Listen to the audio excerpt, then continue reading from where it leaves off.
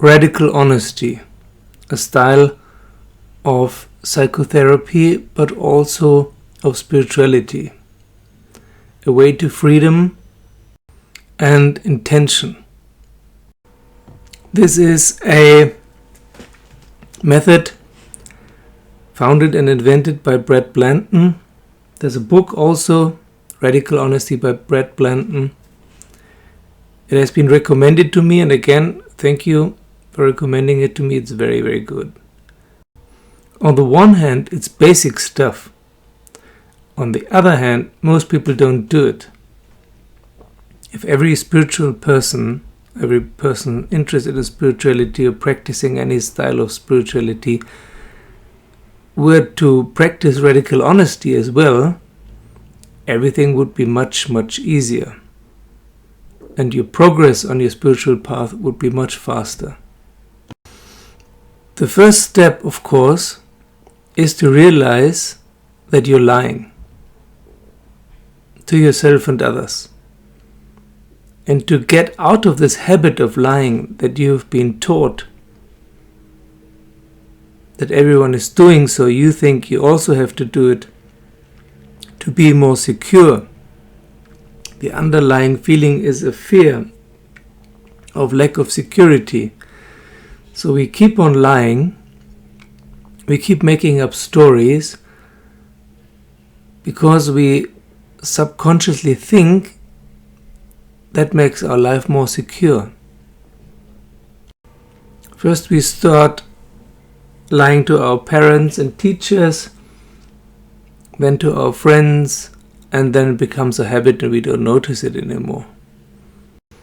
Towards bullies, criminals, psychopaths, narcissists, of course, it may be the wrong strategy to speak the truth all the time, to be radically honest. So apart from those, it's a really, really good idea to always speak the truth. Especially people you care about, who are important to you, who you love. And first of all, yourself. It's important to start with yourself, to speak the truth to yourself, and yourself speaking the truth to others. It's only about yourself, because it's about your freedom. Once you start speaking the truth, you will have much more energy and acuteness of mind, because all this thinking power to keep your story straight, you can redirect for something more valuable. And speaking about stories, your life story is also a lie, or contains lots of lies. The story you tell yourself about yourself, and the story you tell others about yourself. It's not true. It's a story. It's not a fact. It's full of interpretations and presuppositions. So one of the first things you can do is stop telling this story to yourself and others.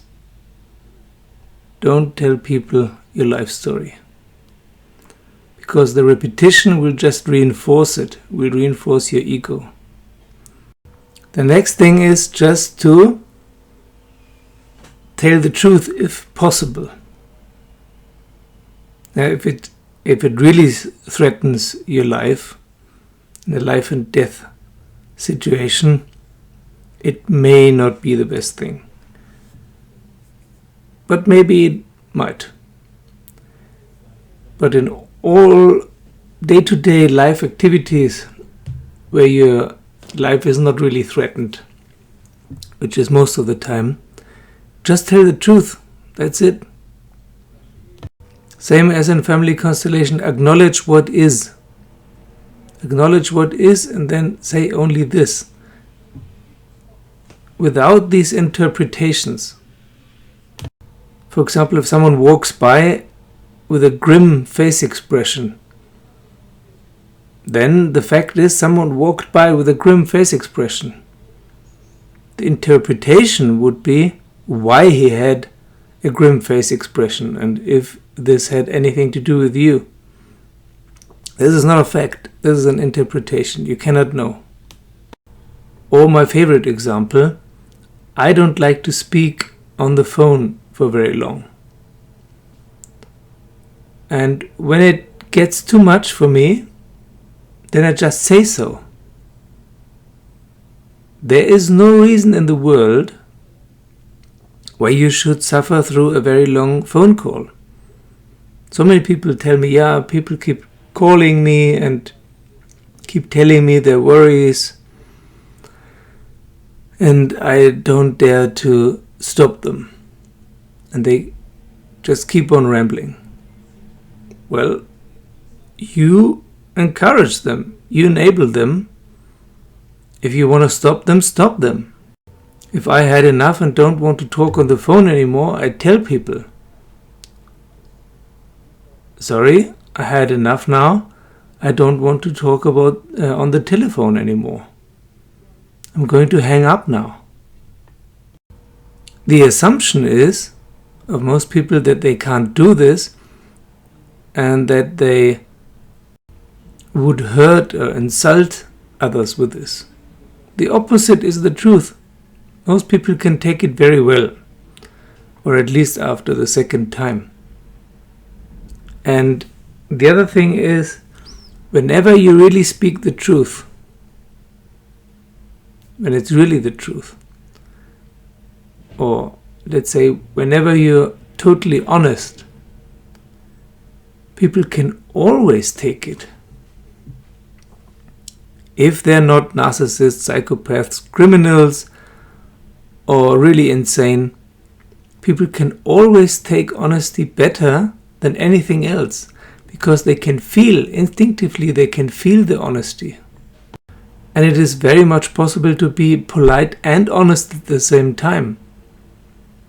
You don't have to be totally blunt about things in an unfriendly way. You can be polite and honest. But these lies and secrets we always carry around with us, they weigh us down. They make us unfree and automatic. And that's what we want to get out of. We want to get out of this automatic autopilot mode. And we want to get out of this prison mode. We want to get into freedom and choose everything intentionally. Free to use our intuition. It's liberating to stop telling lies and to start being honest. Very, very liberating. And people can take it much better than you thought they could. And it's catching too. Once you start doing it, you encourage others to do it as well. It's infectious in a positive sense. You can choose here between being lost in your mind and being in charge of your mind.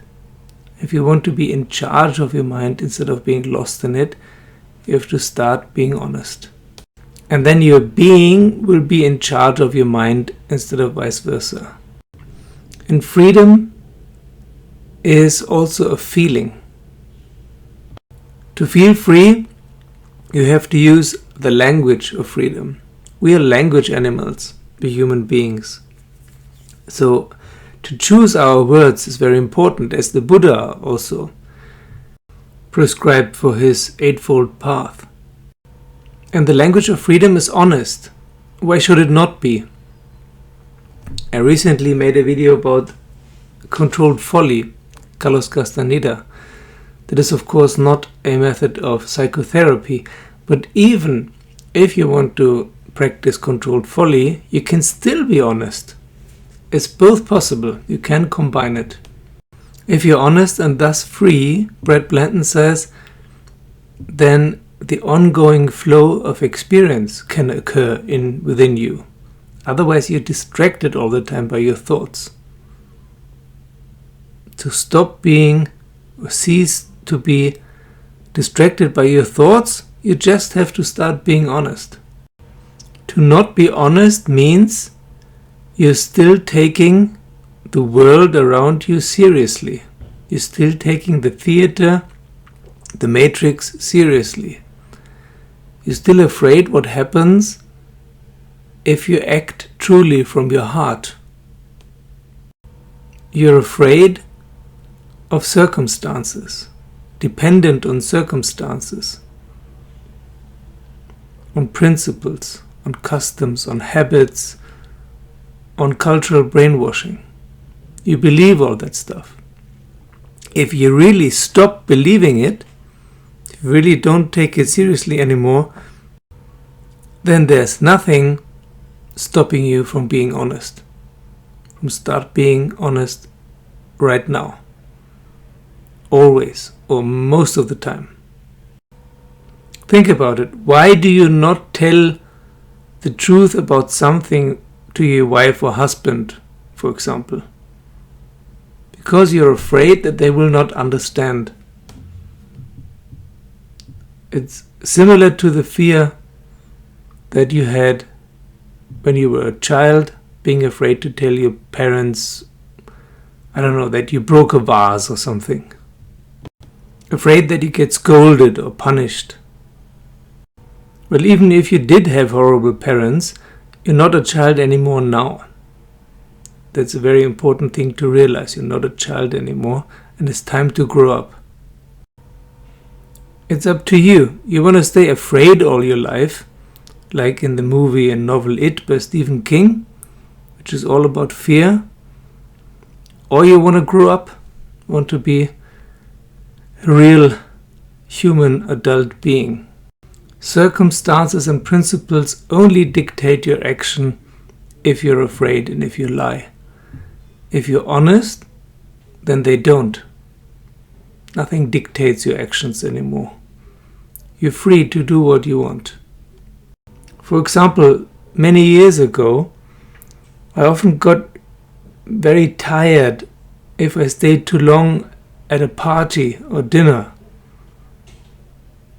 And the reason was I wanted to go, but to please one person or the other, I didn't, because I thought it was impolite, or I don't know, my wife didn't want to go already, leave already, and so on. So I stayed, and then I lost energy, I lost my power. I stepped out of my place of power. Now, if I want to go, I just go. I say, I'm tired now, I'm starting to get tired, I'm going to go now. Thank you and goodbye. That's it. No one minds.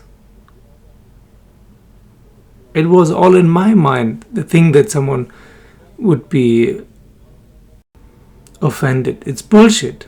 No one is offended if you're honest.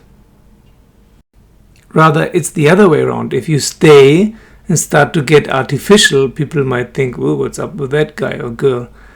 Or if you leave and make up an excuse, people can feel that you're lying. Oh, I have a headache, I need to go. Fuck that. Stop making excuses. Stop inventing shit because you think people can take it better than the truth. They can't, and they can feel the insincerity instinctively, or at least subconsciously. Well, if you're honest, they might think you're a little bit funny or crazy, but they can feel the authenticity. And people love authentic people. Being authentic and honest empowers you and empowers everyone around you. So of course they're not offended and angry. They like it. And once you start doing that, all of the time or most of the time, you get to act much more intentionally, much more naturally. Your mind is less cluttered, your heart is less cluttered, your body feels stronger. In a nutshell, you're more alive. You're more alive. Not only more free, but also more alive. And then this space that suddenly exists where there were racing thoughts all the time, and now it's quiet and spacious, is a perfect place and space to be filled by intuition. And not only that, it's also a way to health. It's healthier, to be honest. Brad Blanton says that about 53% of all ailments are due to the stress we create ourselves. Why do we create the stress ourselves? Although we get sick from it, the disease of morality, that is already what Freud and Jung have been confronted with more than 100 years ago. It has changed a little bit now, but it is still the disease of morality. And I agree. And not only psychological disturbances, diseases, but also physical ones. It's all internal stress by people-pleasing and our neurotic lifestyle. Our culture is in itself neurotic. There's a choice you have to make. Security versus freedom. Only one is possible. Either security or freedom. Not both. The mind's job is to plan survival.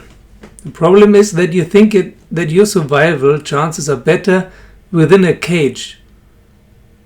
If you trade freedom for the illusion of security, control, predictability, then you feel safe, but internally there's turmoil, there's chaos, there's stress, there's tension. Telling the truth is interpreted by the mind as committing suicide. But what dies by telling the truth is only the false self.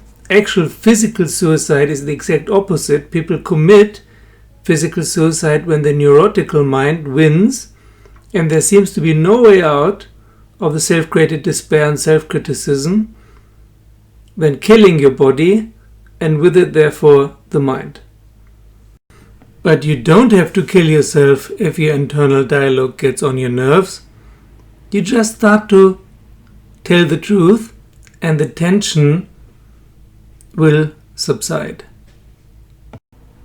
Remember that hippie song from the 70s? The white bird in a golden cage? It goes something like that.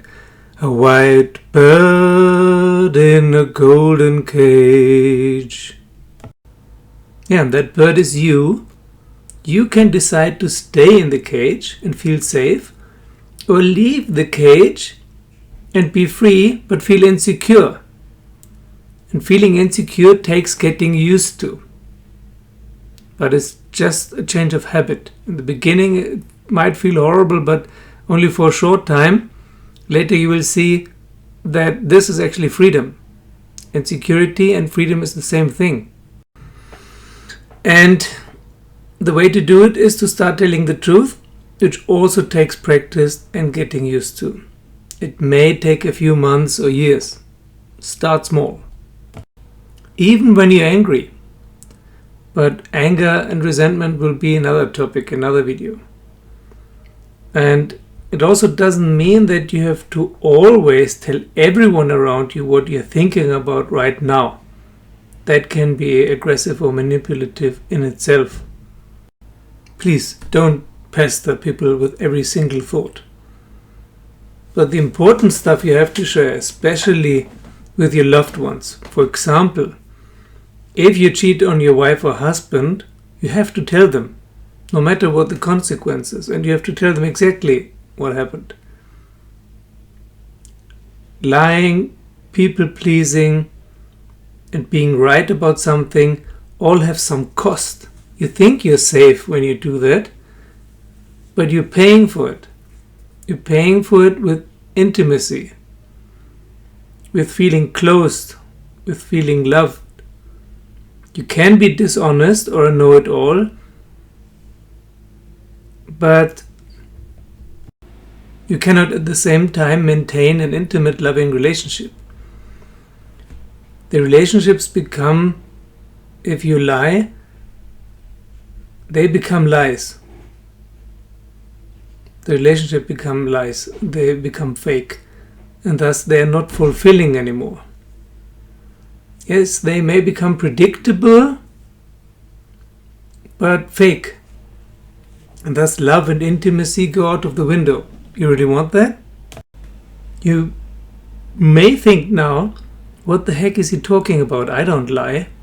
Well, observe yourself the next few days, and chances are that you will find yourself distorting the facts several times a day, and then justifying it that it was necessary or better for others, etc. That's bullshit. Distorting facts is already lying. You lied, stop it. You already tried out being a liar for the last few decades. Did it make you happy and free? No. So why not try being radically honest now? Try it out. It's liberating and healthy. And you don't need to be as careful as you think, because people love authenticity. They can feel, even if subconsciously, they can feel the authenticity and honesty, and they will like it. And you will inspire others also to do the same. You cannot demand it of others, but you will automatically inspire others in living by example. This is so basic that people forget it. Most people forget that they're lying, that they're living a fake life, and they're trying to excuse themselves all the time and evaluate and this and that. And then they complain that their mind is full of thoughts. Well, if you want to have a calm mind, start practicing radical honesty. It will change your life. It's very simple. Everyone can do it. You just have to start. And it's a good basis for everything else. Thank you for joining me as a Patreon. Thank you to all my Patreons. Thank you for watching, liking, subscribing, and leave your comments below.